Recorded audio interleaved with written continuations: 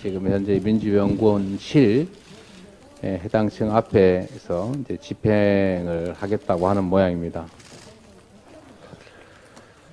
저는 내일이 대통령 시정연설인데 오늘 이렇게 압수수색을 또다시 강행하겠다라고 하는 것에 대해서 상식적으로 납득을 하기가 좀 어렵습니다. 이제 정치는 사라지고 지배만 하겠다, 지배만 남은 거 아닌가 그런 생각도 듭니다. 도의는 사라지고 폭력만 남은 것 같습니다. 지금처럼 국가 역량을 야당 탄압, 야당 말살에 허비해서는 감당할 수 없는 경제 재난이 초래될 것입니다. 그냥 시장에 맡기면 된다, 이런 한가한 또 한심한 소리 할 때가 아닙니다. 정권의 명운을 걸고 민생 경제 그리고 취약계층 보호에 과감하게 나서야 됩니다. 예산안의 대대적 수정이 불가피하다, 이렇게 말씀드립니다. 영국의 트러스 총리가 불과 44일 만에 최단명으로 물러났습니다. 이 경제 상황과 민심에 역행하는 이 감세 고집하다가 결국 몰락한 것입니다.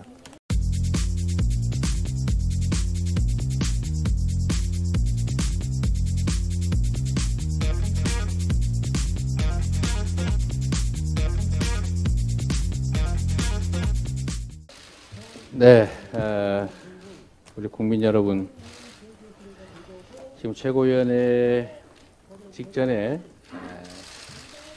다시 검찰이 압수수색을 하겠다고 다시 우리 중앙당사에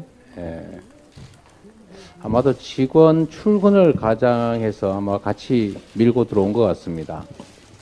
지금 현재 민주연구원실 해당 층 앞에서 이제 집행을 하겠다고 하는 모양입니다. 저는 내일이 대통령 시정연설인데 오늘 이렇게 압수수색을 또다시 강행하겠다라고 하는 것에 대해서 상식적으로 납득을 하기가 좀 어렵습니다. 이제 정치는 사라지고 지배만 하겠다, 지배만 남은 거 아닌가 그런 생각도 듭니다. 도의는 사라지고 폭력만 남은 것 같습니다.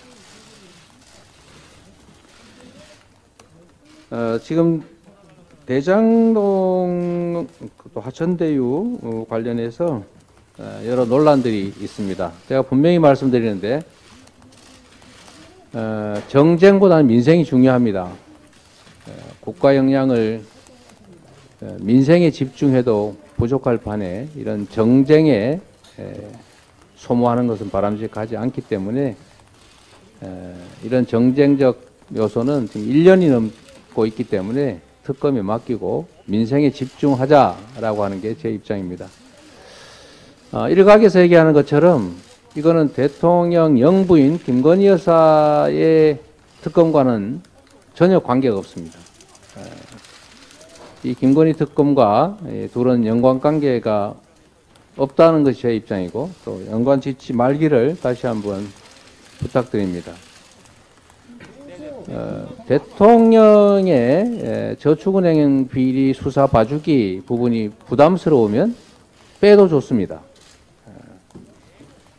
부담스러운 부분들은 빼고라도 특검을 하자라는 말씀드리고, 특검을 거부하는 자가 범인이다 이 얘기 언제 많이 들었는데 드디어 특검을 거부하는 세력이 나타난 것 같습니다. 이미 당시 작년에도 저는 분명히 특검을 하자고 했는데 우리 국민의힘에서 이것 빼자 저것 빼자, 이것만 하자 저것만 하자, 이런 조건들을 붙여서 실질적으로는 반대를 했습니다. 쌀값 정상화법에 대한 국민의힘의 태도와 똑같습니다. 앞에서는 찬성하는 척하면서 뒤로는 반대해놓고 오히려 상대방이 반대하는 것처럼 덮어씌우기를 하는 덮어씌우기 신공의 신공이 그들의 전략인 것 같습니다. 네, 이번에는 그러지 마시기 바랍니다. 정말 민생 경제가 초비상 상태입니다. 정치가 본연의 역할을 다해야 합니다.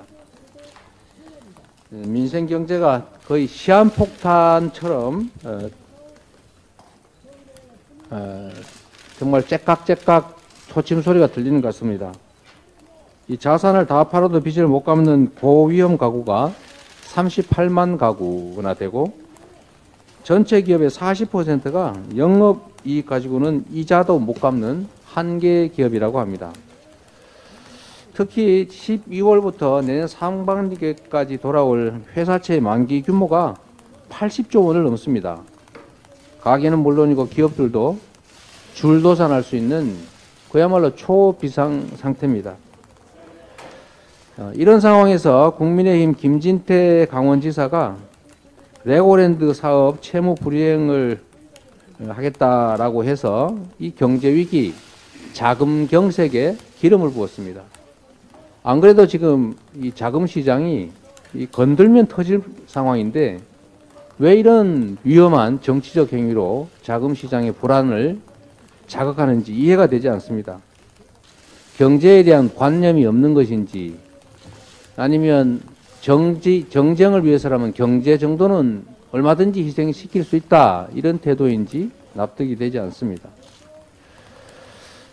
레고랜드 이 채무 불이행 문제 때문에 이게 지금 건실한 건설업체와 증권사 같은 이 금융 부동산 시장 전반에 심각한 충격이 왔습니다.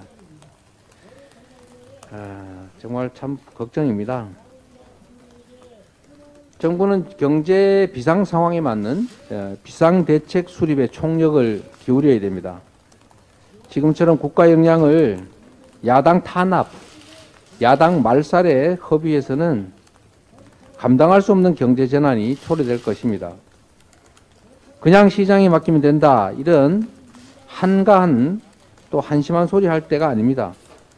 정권의 명운을 걸고 민생 경제 그리고 취약계층 보호에 과감하게 나서야 됩니다.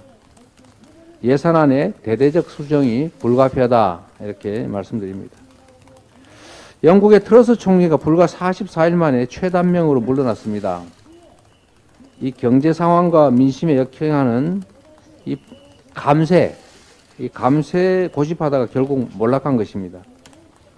정부 여당은 이를 타산지석 삼아서 시장 만능주의를 포기하고 이 근본적 원인인 양극화, 서민경제 고통의 원인인 양극화 완화를 위한 정책으로 되돌아가야 합니다. 제가 그저께 안성의 물류창고 공사장 추락 사고 현장을 다녀왔습니다. 국민의 생명과 안전보다는 이 돈과 이 비용, 이익을 더 중시하는 이 산업 현장의 풍조가 이런 산업재해 사고를 계속 발생시키고 있습니다. 안타까운 SPC에 사고가 있었는데 이번에는 또 손가락 절단 사고가 있었다고 합니다. 동국 SNC 공장에서도 노동자 사망 사건이 발생했습니다. 국민의 생명과 안전을 지키는 일은 기업의 선의에만 맡겨놓을 수는 없습니다. 먹고 살자고 일하는 현장이 죽음의 현장이 돼서는 안 됩니다. 산업재해로 생명을 잃고 신체를 훼손당하는 일을 최소화할 수 있도록 중대재해처벌법을 오히려 강화할 필요가 있습니다. 그런데 정부는 이와 반대로 중대재해처벌법 완화를 하겠다라고 하는데 이야말로 국민의 생명과 안전을 우수히 여기는 잘못된 태도라고 지적합니다. 얼마나 더 많은 국민이 산업 현장에서 죽어가야 중대재해 감소를 위한 노력을 적극적으로 하실 겁니까? 정부 여당은 산업재해 축소를 위한 보다 진정성 있는 적극적인 노력을 기울이도록 촉구합니다. 고맙습니다.